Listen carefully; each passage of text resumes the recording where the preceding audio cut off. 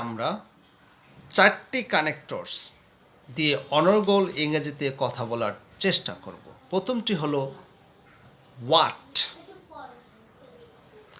দ্বিতীয়টি হলো with what, তৃতীয়টি হলো ফর হোয়াট এবং 4 নম্বরটি হলো হোয়াট এভার।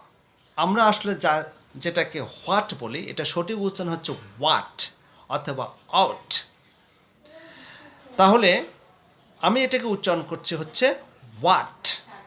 ওকে, তো আমরা যখন কোনো প্রশ্ন জিজ্ঞাসা করি তখন আমরা সবাই বলি যে হোয়াট ইজ ইউর নেম, তোমার নাম কি? যে what is your father's name, যে তোমার বাবার নাম কি? ওকে, আমি এই বিষয়ে আজকে কথা বলছি না। আমি আজকে বলবো এটি কিভাবে কানেক্টরস হিসেবে আমরা কথা বলতে পারি। আমরা অনেক সময় বলি যে তোমার এখন যা প্রয়োজন তা হলো রাতের খাবারটা ভালো করে খাওয়া, তোমার রাতের খাবারটা খেতে হবে। যে what you need is a good meal. আমরা অনেক ক্ষেত্রে এইভাবে বলি, তুমি যা বলছো তা আসলে সত্য নয়। তুমি যা বলছো, তাহলে এটা কি হবে? হোয়াট ইউ আর সেইং, তুমি যা বলছো is not true at all, এটা সত্য নয়। আমি যা বলছি খুব মনোযোগ দিয়ে শোনো। যে listen to me what I am saying, আমি যা বলছি। সে কি করে আমি তা জানি, আই নো হোয়াট হি ডাস, সে কি করে আমি তা জানি। তো এভাবে আমরা হোয়াট দিয়ে অসংখ্য ইংরেজি বাক্য তৈরি করতে পারি এবং ইংরেজিতে কথা বলতে পারি। এখন এই হোয়াটের সামনে আমরা উইথ নেব, অর্থাৎ উইথ হচ্ছে প্রিপোজিশন। তো আমরা এটা কখন নেব? আমরা অনেক ক্ষেত্রে বলি আমার কাছে যা আছে তা নিয়ে আমি খুব সুখী, তা নিয়ে আমি খুব সুখী, অর্থাৎ আমার কাছে যা আছে তা নিয়ে আমি খুব সুখী। তাহলে I am very happy with what I have. তোমার কাছে যা আছে তা দিয়ে আমাকে সাহায্য করো প্লিজ। তাহলে কি হবে? Please help me with what you have.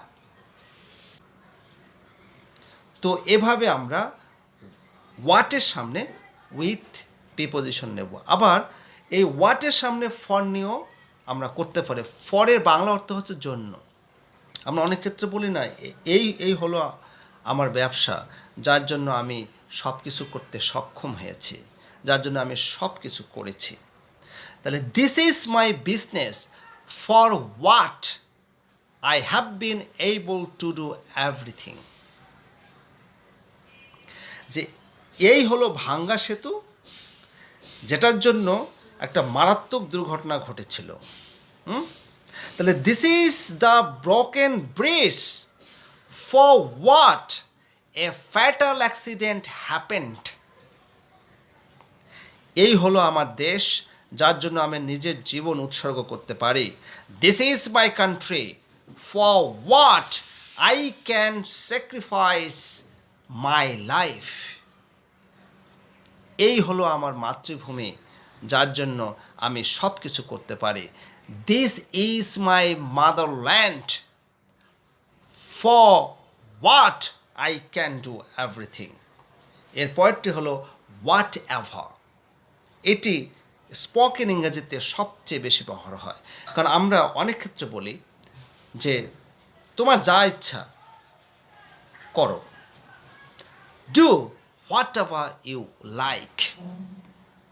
তুমি যেরকমই সিদ্ধান্ত নাও না কেন, আমি তোমাকে সমর্থন করব। যে I will support you whatever you decide. তুমি যেরকমই গাও না কেন, আমি সবসময় তা এনজয় করি। I enjoy whatever you sing. তুমি যেরকমই নাচো না কেন, পাবলিক তোমাকে পছন্দ করবে। The public will like you whatever you done.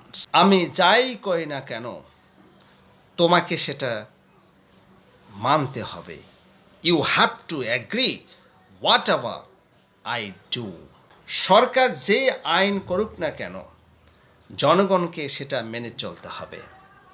The people in general must obey whatever rules the government will pass। অর্থাৎ তো এভাবে আমরা হোয়াট এভার ব্যবহার করে অসংখ্য ইংরেজি বাক্য তৈরি করতে পারি। আজকে এ পর্যন্তই, দেখা হবে অন্য কোনো ভিডিও নিয়ে, অন্য কোনো স্পোকেন ভিডিও নিয়ে। ভিডিওটি ভালো লাগলে অবশ্যই লাইক, সাবস্ক্রাইব এবং বেল আইকনটিতে ক্লিক করবেন।